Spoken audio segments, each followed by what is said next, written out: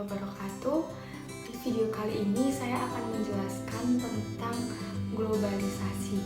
Jadi globalisasi itu berasal dari kata globalization, global yang artinya dunia dan session yang artinya sebuah proses.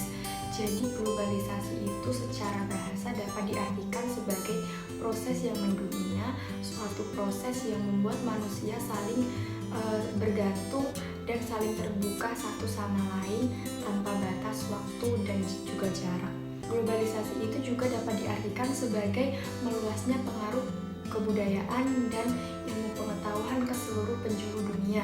Nah, globalisasi ini sangat identik dengan yang namanya global village, yaitu sebuah fenomena globalisasi di masa sekarang yang salah satu akibatnya itu lunturnya kebudayaan lokal.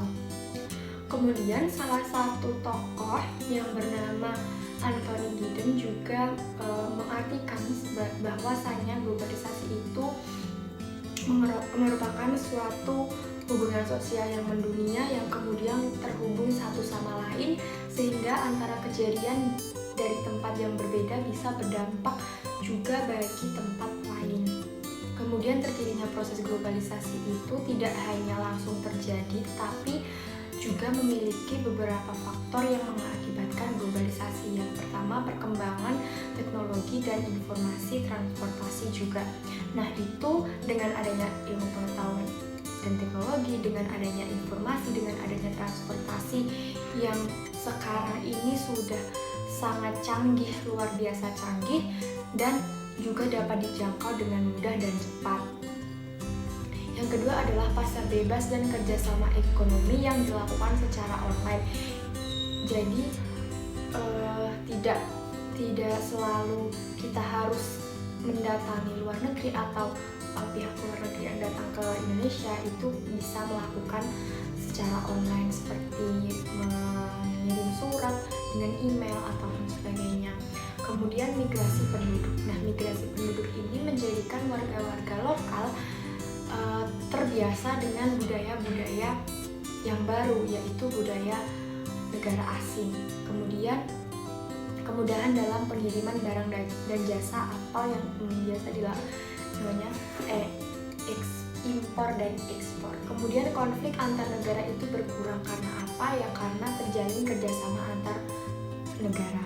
Kemudian yang terakhir adalah sumber daya alam berkurang. Kemudian terdapat beberapa teori-teori yang menjelaskan tentang globalisasi. Nah, yang pertama itu ada teori globalisasi para globalis.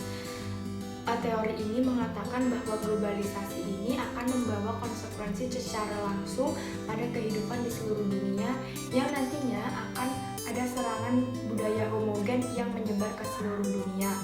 Kemudian yang kedua adalah teori globalisasi para tradisionalis. Nah, teori ini mengatakan bahwa orang-orang tidak menganggap globalisasi itu tengah terjadi. Jadi mereka menganggap bahwa proses yang saat ini terjadi itu adalah dampak dari perubahan yang sudah terjadi sejak zaman dahulu. Yang ketiga adalah teori globalisasi para transformalis. Nah, teori ini menyatakan bahwa keberadaan globalisasi dan tradisionalis itu benar-benar terjadi, tetapi mereka hanya melebih-lebihkan. Teori globalisasi lain yaitu yang menjelaskan bahwa era globalisasi ini ditandai dengan adanya perkembangan dalam bidang komunikasi seperti munculnya telepon dan televisi, kemudian diakhiri dengan kesadaran masyarakat secara global mengenai hal-hal tersebut. Nah, kemudian apa saja ciri-ciri dari suatu? Nah, jadi kemudian apa saja ciri-ciri dari proses terjadinya globalisasi? Yang pertama adalah perubahan dalam konsep jarak dan ruang juga waktu. Nah, penjelasan ini seperti sekarang ini di mana televisi, kemudian teknologi, smartphone, internet itu sangat sudah melekat bagi kita dan seperti tidak bisa lepas dari kehidupan kita karena teknologi tersebut bisa kita jangkau secara cepat dan informasi-informasi yang kita dapat juga sangat banyak sekali.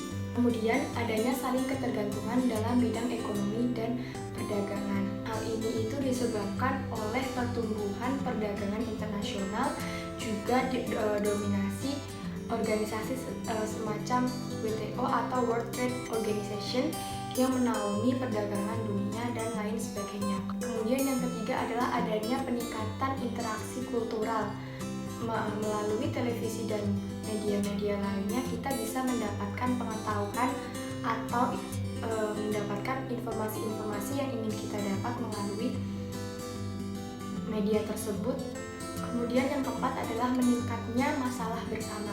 Nah, artinya di era globalisasi ini masalah-masalah yang terjadi dalam suatu negara itu merupakan masalah yang bukan hanya harus dipecahkan oleh beberapa orang saja, melainkan menjadi pusat perhatian bersama atau sudah menjadi dunia yang internasional, seperti masalah HAM, masalah lingkungan hidup, kemudian masalah-masalah kejahatan dan peperangan ataupun yang terjadi di suatu negara. Dampak dari suatu globalisasi itu pastinya ada dampak negatif dan ada dampak positif di setiap kejadian. Nah, globalisasi sendiri itu memiliki dampak positif.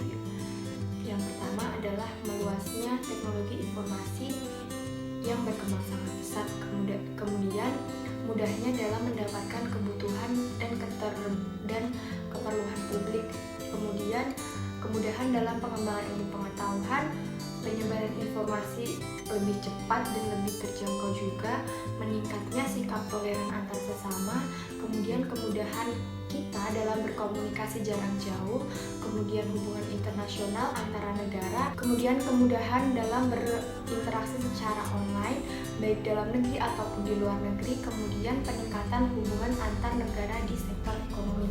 Lalu apa saja dampak negatif dari suatu globalisasi? Globalisasi sendiri berdampak ke kultur pastinya, dimana semakin melunturnya budaya-budaya lokal karena munculnya budaya baru seperti budaya-budaya asing, dan banyak pemuda-pemuda di Indonesia atau generasi penerus bangsa yang di era ini tuh kayak lebih terbuka atau lebih senang dari budaya-budaya luar negeri. Kemudian masuknya paham-paham yang tidak sesuai dengan ideologi negara Indonesia. Kemudian masyarakat lebih konsumtif daripada produktif dan cenderung kehilangan kreativitas di dalam dirinya sendiri. Kemudian maraknya atau menyebar luasnya informasi-informasi yang hoax. Terakhir adalah individu-individu itu jadi lebih egois dan menjadi seseorang yang memiliki sifat individualisme, dan rasa nasionalisme pada masyarakat itu semakin berkurang. Mungkin cukup penjelasan dari saya.